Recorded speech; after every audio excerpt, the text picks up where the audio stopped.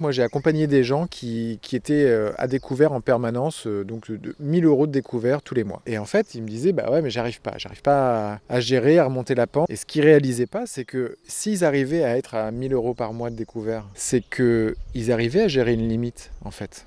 C'est juste que cette limite, bah, elle était à moins 1000. Et en fait, ils étaient carrément dans la capacité à gérer la limite, mais autrement. Là, elle était à moins 1000, mais après, elle pouvait être à moins 900, et puis quelques mois après, à moins 800, jusqu'à arriver à zéro, puis jusqu'à arriver à pourquoi pas 1000 ou 2000, en se disant, voilà, je ne peux pas aller en dessous de 1000 ou en dessous de 2000 parce que c'est mon épargne de précaution, parce que comme ça, quand j'ai un coup dur, eh ben, je ne tombe pas directement à découvert. Donc, ils pouvaient gérer une limite.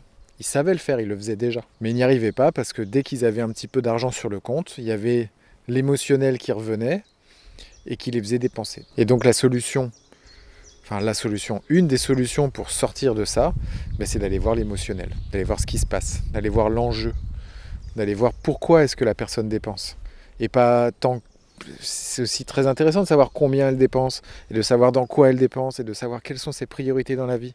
Mais pourquoi est-ce qu'elle dépense? Pourquoi est-ce qu'elle dépense trop à ce moment-là?